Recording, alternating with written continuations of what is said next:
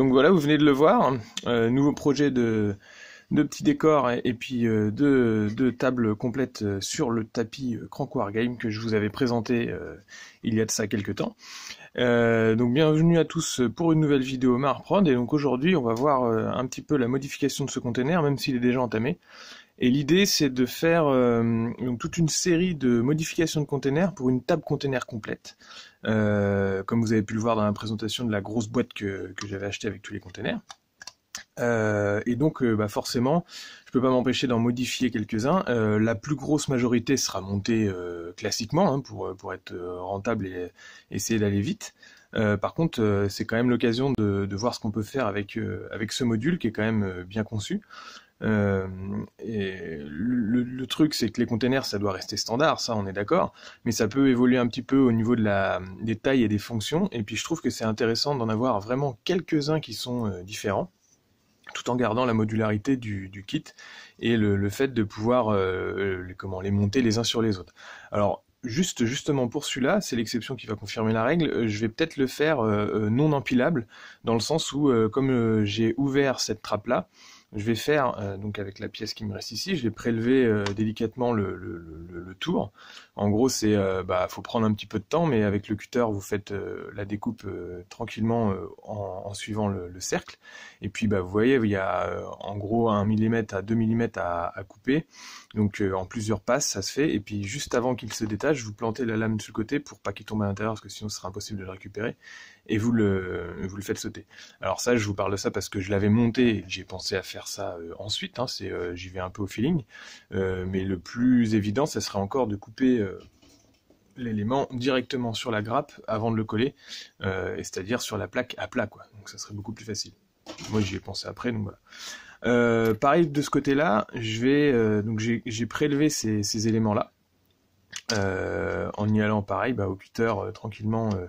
En allant découper sur le bas, et puis ensuite vous faites le tour de l'ogive, et puis petit à petit vous entamez, et puis hop ça saute. Alors par contre ça fait des trous parce que forcément la plaque est en creux, et je voulais garder ces éléments là parce que je les trouvais intéressants à réutiliser éventuellement sur des décors ou même sur des figurines ou des tanks ou des choses comme ça.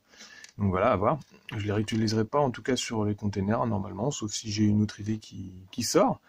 Et sachant que si jamais vous ne voulez pas les garder, ça va beaucoup plus vite à la pince, hein, vous coupez tout ça. Et puis voilà. Et donc l'idée, ça va être de poser juste sur ces faces-là des petites lampes qui font que ça va pouvoir se fixer quand même sur le côté si jamais on voulait éventuellement refermer la trappe. Je sais pas si je fais une trappe modulable ou pas, on va voir ça. Est-ce que je vais pouvoir refermer la trappe? Ça va peut-être être un peu compliqué pour pouvoir garder le container, donc je pense que c'est pour ça que je vais la fixer, ça reste du décor, donc c'est pas grave, ça sera pas installable ailleurs, mais bon.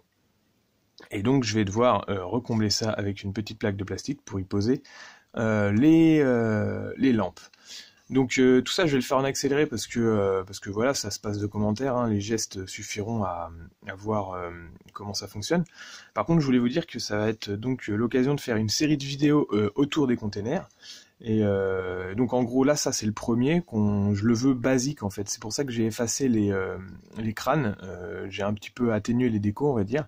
Ici ça va être un peu comme si c'était un container technique un peu plus standard que le container armuré qu'on a d'habitude.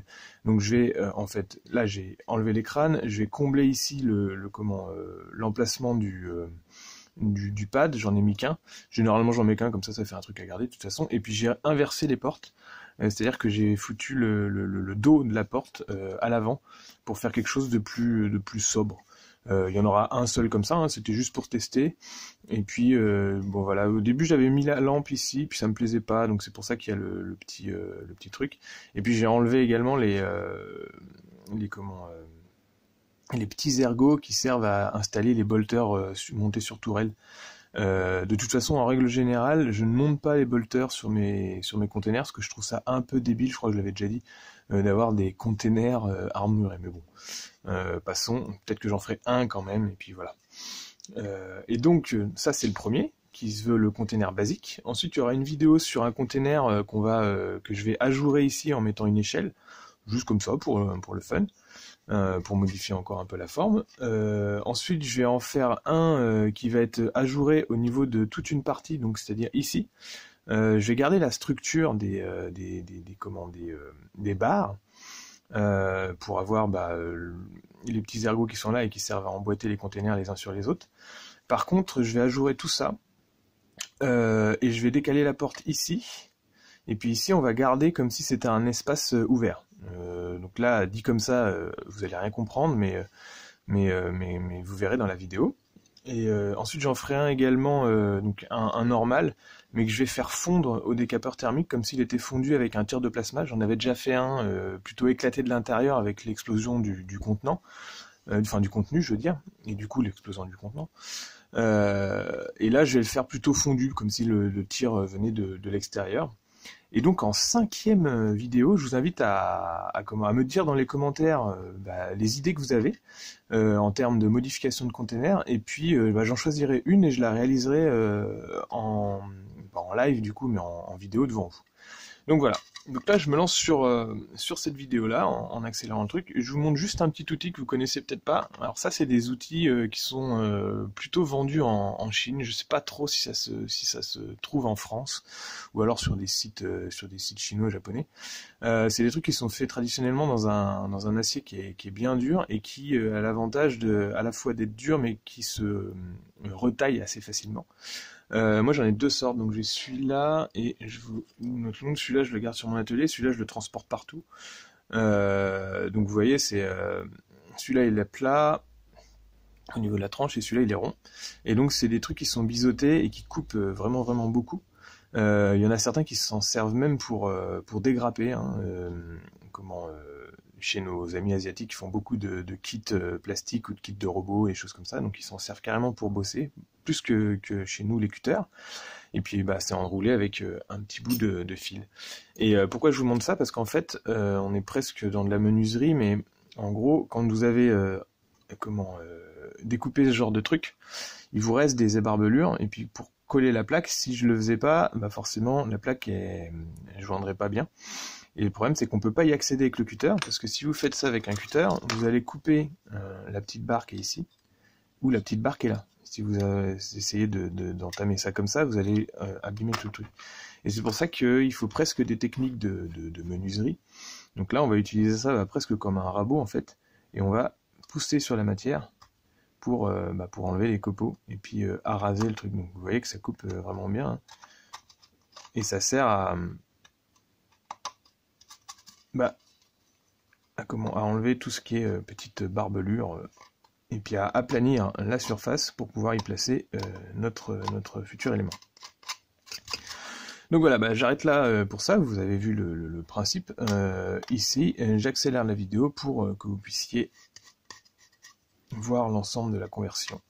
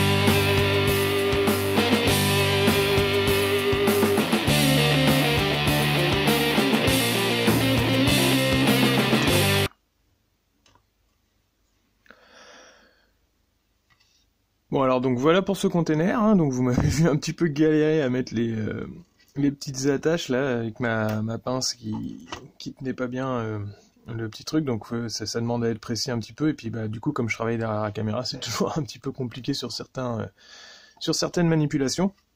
Voilà, donc une petite plaque posée. Alors moi c'est pas particulièrement droit, hein, ça pourrait être plus fin.